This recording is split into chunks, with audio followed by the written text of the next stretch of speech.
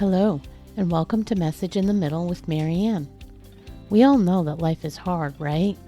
It's messy, it's unpredictable, but it can be wonderful all at the same time. My hope is that we can take a deep dive into self-development topics and explore life's lessons through book clubs, conversations, and interviews. And together, we can uncover the lessons that others have already learned to help us navigate this crazy, wonderful ride called life.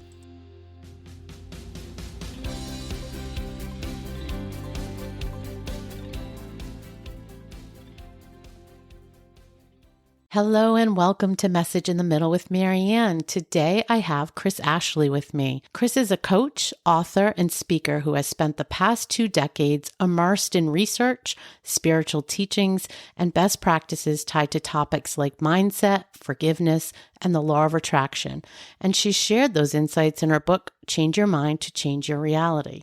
Kris, thank you so much for joining me today. Thank you so much for having me, Marianne. I'm really excited to be here with you. I'm excited to talk to you because I jokingly said just before we pressed record, I'm a geek on these things too. So love to talk about all things mindset. So I think we're aligned on that. And I wanted to jump right in headfirst into some of the areas that you focus on in your book, Change Your Mind to Change Your Reality, and ask you to explain for the audience the general principles around the law of attraction and why we can use it to manifest anything we want in our lives. Yeah, totally. Really good question. So the law of attraction is a universal law that essentially at its most simple says what you focus on is what you are going to attract into your reality. So there's a little bit more complexities around it, and I'm sure we'll get into that.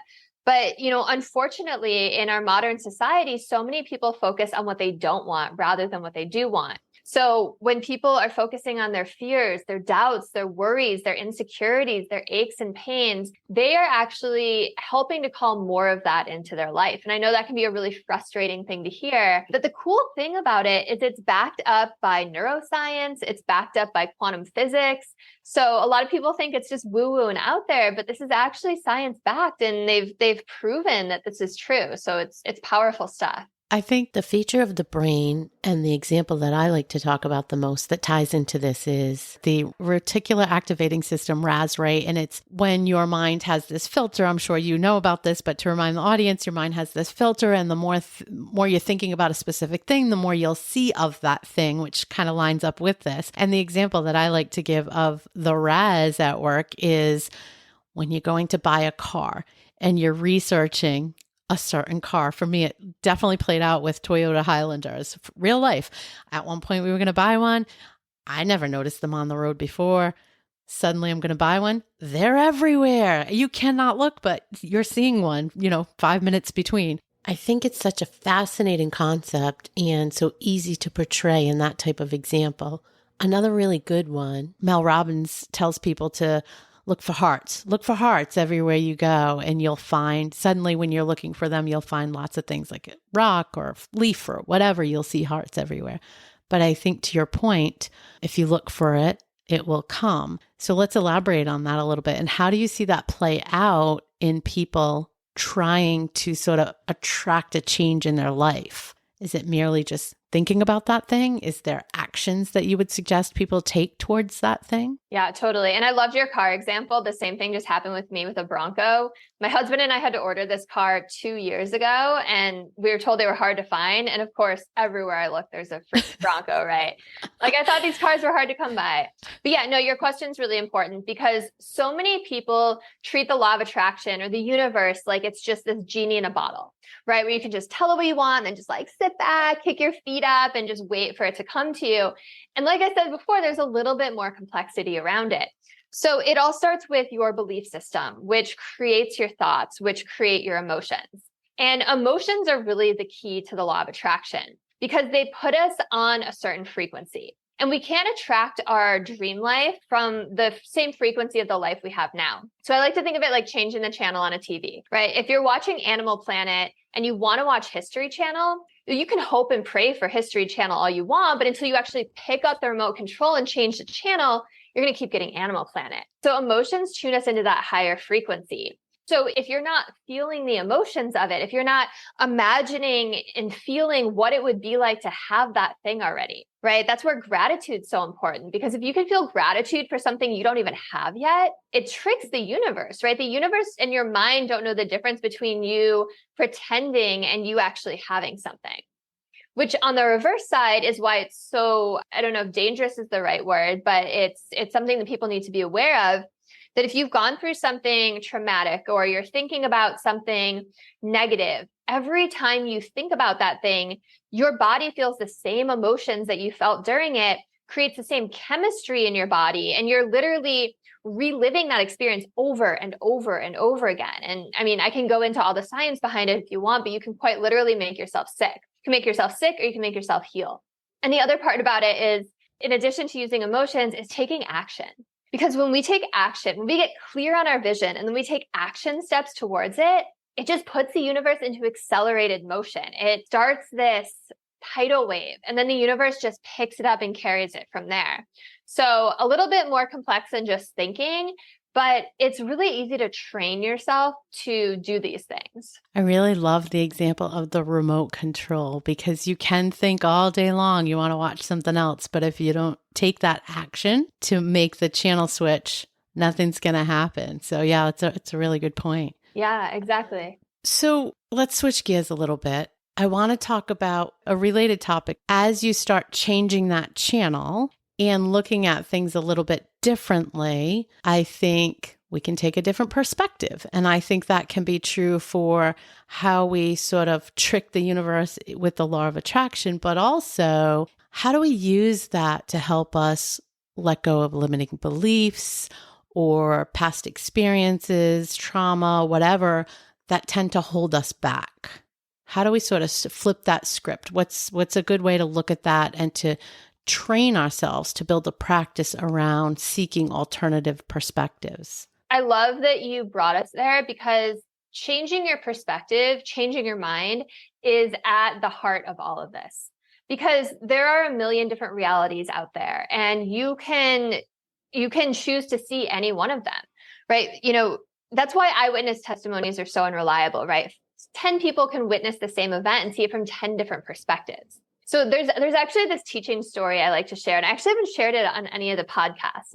This is a true story. So I was cleaning out a room in my aunt's house with my cousin's daughter years ago. And way in the back corner of a closet, we found a floppy disk. Now, right, it's a relic. I think it's like in museums with the Nokia phone. Wait, how old was she? She was about 8 years old. Okay. And so that's really relevant to the story. So it was really cute because she thought it was a toy, because to her, she had seen the save icon on her computer, and the save icon is modeled after the floppy disk. So it was this 3D object of something she'd seen in the 2D. Now, like, to us, that's funny because we know what a floppy disk is. And it's like, oh, this cute kid, like every generation doesn't know what the last generation's tech was. But it begs the question, you know, if she had been alone in the room, she would say, oh, this is a toy. If I was alone in the room, I'd say, oh, this is a floppy disk. So the question is, what is it? Is it a toy or is it a disk? And then we can throw a wrench in it even more. What about civilizations who have never even seen a computer before? What might they think it is other than a toy or a disk? So the answer, and it's a little bit of a philosophical question, but the answer is it's none of the above. The object itself is neutral. So you place meaning on top of it when you interact with it, label it, have past experiences with it, right? Your past experience dictates your understanding of the object today. So we can bring this to everything, right? Because information is neutral, but your response is not. The way you process information is not. So, you know, it can be for circumstances you find yourself in, situations, things people say to you, things people do to you, things you say and do. Everything is neutral until you place the meaning of good or bad on top of something. And it all comes back down to our lens, our belief system. You know, 95% of who we are by the time we're 35 is a set of memorized beliefs and attitudes and opinions. But it goes even deeper than that. 90% is solidified by the time you're 7, and it becomes this unconscious program. So it's the opinions of the adults you grew up around, cultural conditioning, those kids who made fun of you on the playground, your teacher who says, oh, you're not good at math. Oh, you're not a good singer. All of that becomes your inner voice, your inner lens. and your inner world creates your outer world. And I know that was a really long-winded answer, but I just got really excited to talk about that because you're the first person who's asked me specifically about that. And it's so important. Do you know the work of Dr. Amy Johnson? She wrote a book called Just a Thought. She has a podcast. She has other work out there too. But her whole concept, she has books, she has podcasts, she's done work for a very long time in the space. And it's all around literally that. It's just a thought. She says the weather passing. A thought is just like the weather passing. It comes in, it comes out until we put our own beliefs, our own meaning added on top of the thought. And then it turns into something good or bad or reminds us of something else or a situation. But the thought itself has none of that. And I think that's so important for people to understand. And when you start really depersonalizing, I don't even know if that's a word, taking yourself out of the middle of it and just making a thought, it really does help you to shift. What I think is the challenge that I've heard and that I personally have experienced is it takes quite a bit of time to practice, to build a practice, to be able to identify those and to do that as a natural thing. Do you have any suggestions there for people that are just starting? I mean, that's the work. Yeah. And a lot of this it takes some hard inner work. It takes reprogramming your brain, reprogramming your nervous system, undoing, so much of spiritual growth and just personal growth in general is unlearning all the crap that people placed on top of you, right? Yeah. Or that you placed on top of yourself, undoing that conditioning. And yeah, we're here having a human experience.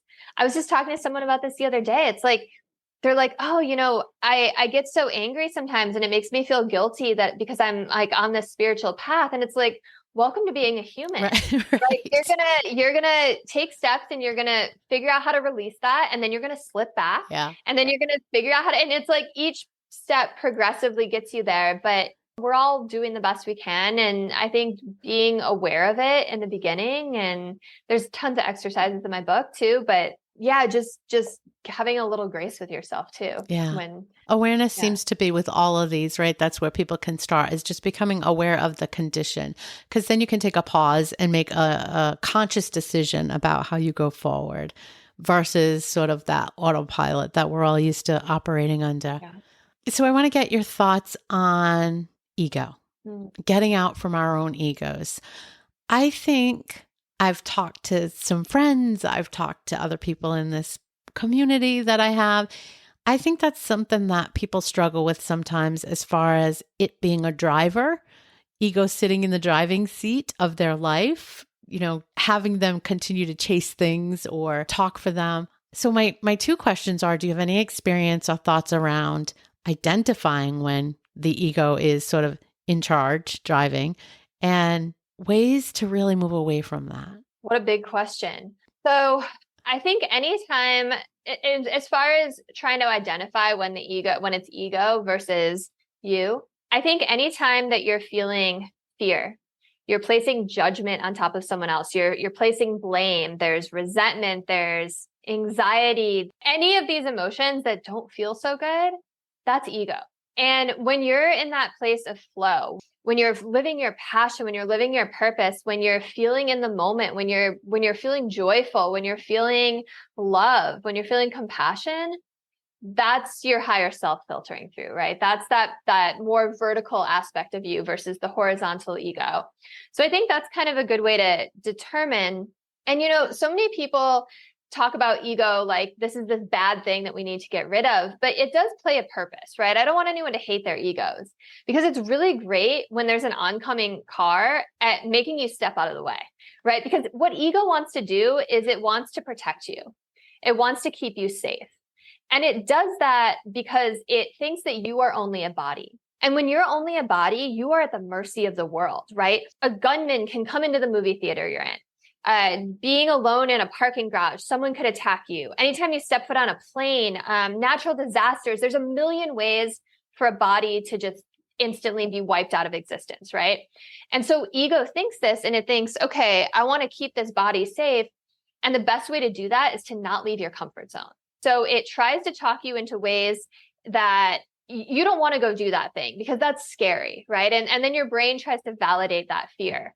So anytime, especially you're feeling fear, it's ego and it's a mechanism, right? It's just it's like the software program that comes with being human. Because the truth is, we are not our bodies, we're not our minds. We incarnated here and we help choose our avatar, right? It's like you get dropped into a video game world. You get to pick the body you're going to have, the parents you're going to have, where you're going to be born, and then you get to assemble optimal health, your dream career. Like life becomes a game. It's fun when you think of it like this. But the body is not who you are. It's this avatar. And the mind isn't who you are. It's the computer that runs the avatar, but you're something that sits behind that. And ego is just a software program. I heard a really great acronym. It's Earth Guide Only. And I love that. I can't remember I think it was Wayne Dyer said it. And it's so right on. It's so spot on. And I answered one of your questions and I totally forgot the other one. So I apologize. No, I think you answered it. My question was around how you identify it, which you definitely answered. And then I followed with, how do you advise people to sort of stop letting it drive if they're letting it lead them through life? I agree with you. There's a purpose for it, but I also think we have to keep it in check, if you will. Yeah, it's like a little kid. And you wouldn't let a little kid make the big decisions in your life, right? So it has its part to play, but it's not in control, right? Or it shouldn't be in control. So yeah, I think things like following your passion and getting out of your comfort zone and doing things that scare you and just being really aware and noticing how you're feeling in any given moment and understanding that fear is all part of this illusion. Right? This reality is an illusion, and ego is part of that illusion. And it tries to keep us separate from the rest, right? It thinks that everything is a competition.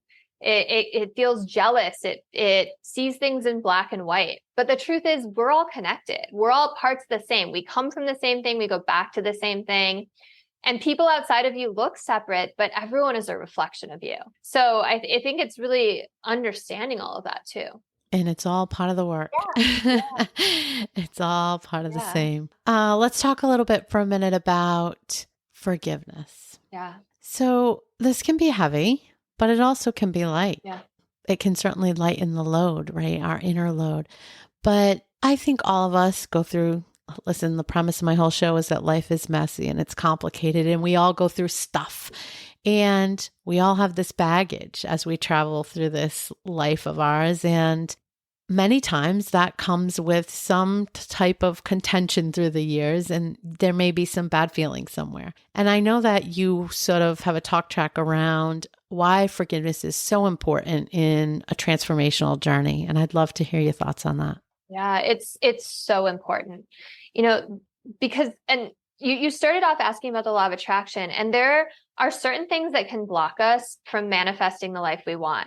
And those are things like belief system and unconscious program, like I talked about before, but it's also repressed emotions and it's holding on to grudges, because all of that junk is poison. And in the end, it's only going to hurt you. There's that great Buddhist quote, holding on to anger is like holding on to a hot coal with the intention of throwing it at someone else. You're the one that gets burned. So forgiveness is not for the other person, it's for you. And, if there's a listener here right now rolling their eyes thinking what so-and-so did to me is unforgivable, no, it's not.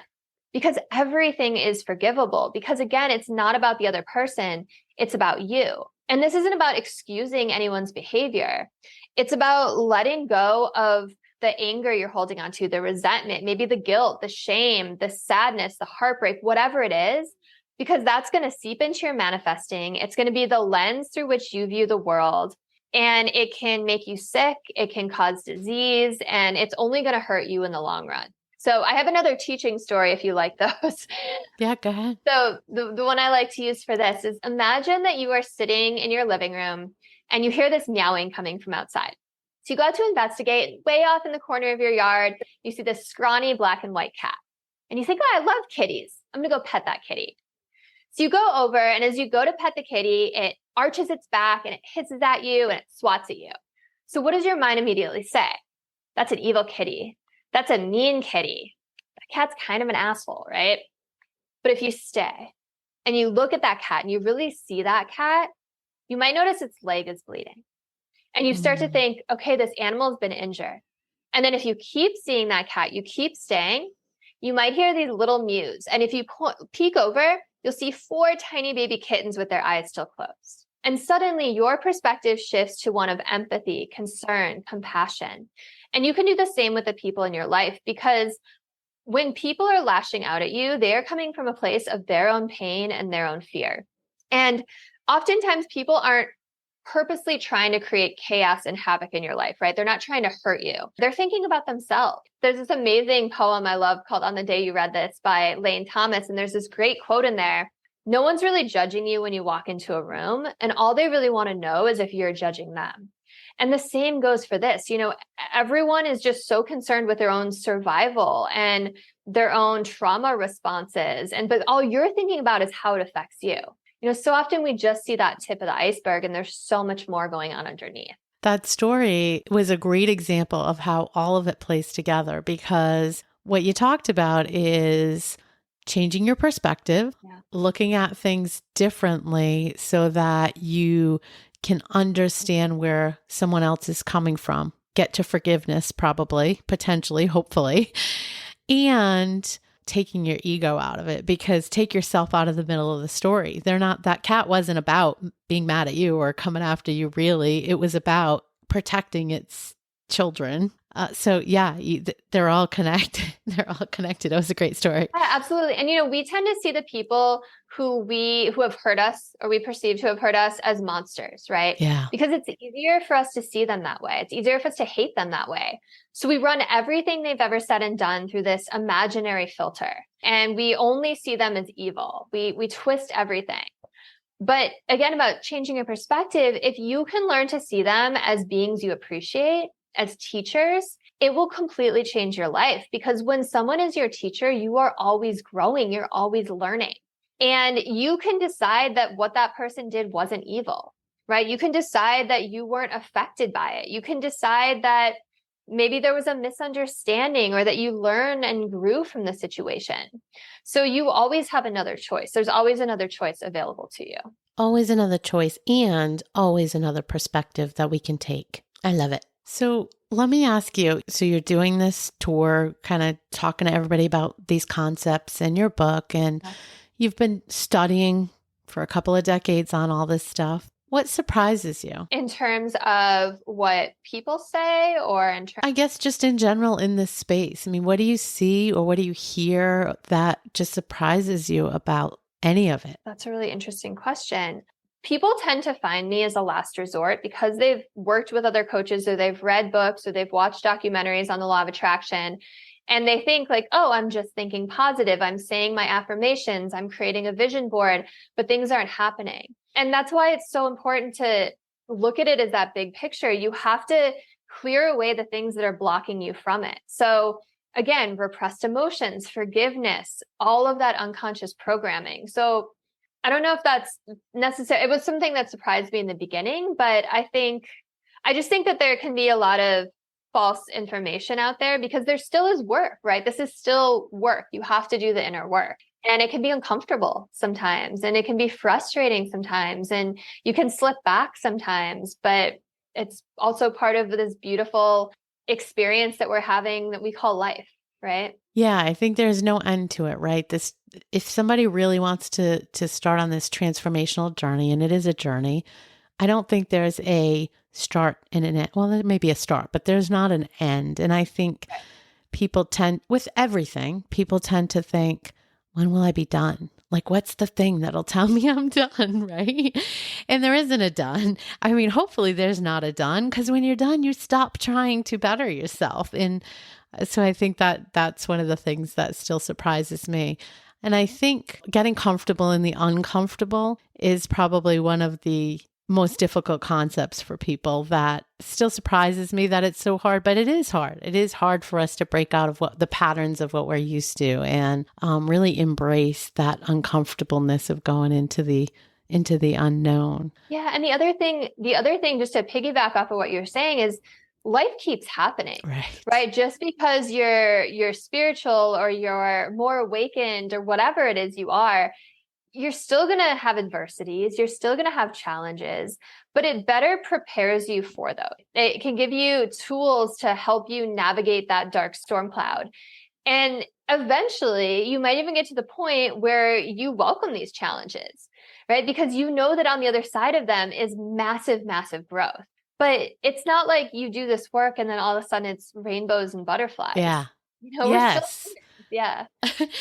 No, that's a great point, because it's never going to be. You just made me like think of something as well when you said, the spiritual awakening or, this awokenness.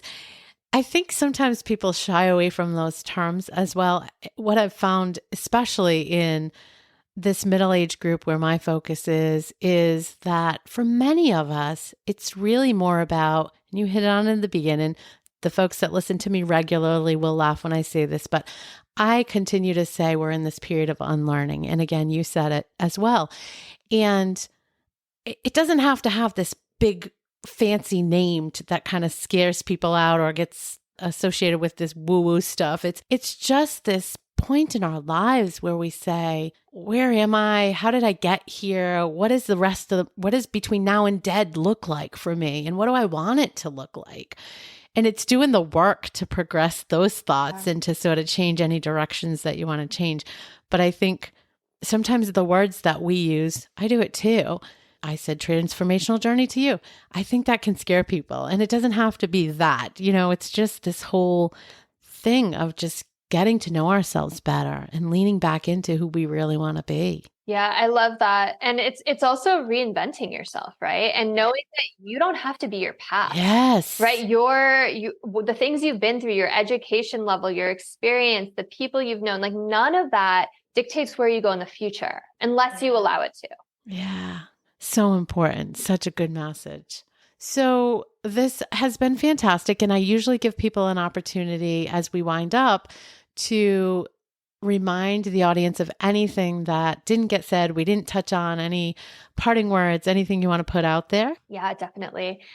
The one that comes to mind is that we're all in this together, right? And I kind of said we're all reflections of each other. We're all connected, but it goes deeper than that. And again, quantum physics backs all this up. I geek out on quantum physics in my book because of this, because it backs up so much that I talk about. But entanglement even talks about when two things are entangled, they directly affect each other. So what one person does on one side of the planet deeply affects someone else. And when you make another person feel humiliation or anger or sadness or shame or hurt them in some kind of way, those emotions get sent out into the quantum field. And the quantum field reflects back to us. It's like the law of attraction for the masses. And it reflects back to all of humanity, more people and situations and circumstances that make people feel that way. So I think that's why things like cancel culture are so dangerous, right? They're so detrimental. Because the way that we heal a sick society, the way we heal the world is by healing ourselves first. And then as you rise up, you become this beacon of light and you can offer others that helping hand up. And you start to affect your friends, your family, your community. When they see you level up, they try to meet you at your level. And then it's this beautiful ripple effect. They affect their people. And this is how we heal the world, right? So many people are out there fighting for changes they want, fighting each other. But what you resist persists. And you can't say you want peace and be fighting with your coworkers or your family. So it's all about healing yourself and then letting that reflect into the rest of the world and being kind to each other. I love that. Ripple effect is something we talk about frequently, and it is such a big, impactful thing, and you might not notice it, but the smallest things can have a very big ripple. Absolutely. Nice closing. Well, thank you for being with me today. I will, of course, put all your links out there so everybody knows how to get in touch with you, including grab your book, Change Your Mind to Change Your Reality. And you also gave me a link for a free training for anybody that decides to purchase the book. So we'll put that out there as well so people know how to get in touch with you and get all your resources. Thanks again for coming on today and talking with me. Thank you so much, Marianne. It was really fun. Thank you for listening to this episode of Message in the Middle with Marianne. If you enjoyed the podcast, please take a minute to share it and write a review as it helps bring new listeners to our audience. If you'd like to keep the conversation going between episodes, please join us at Facebook group Message in the Middle with Marianne.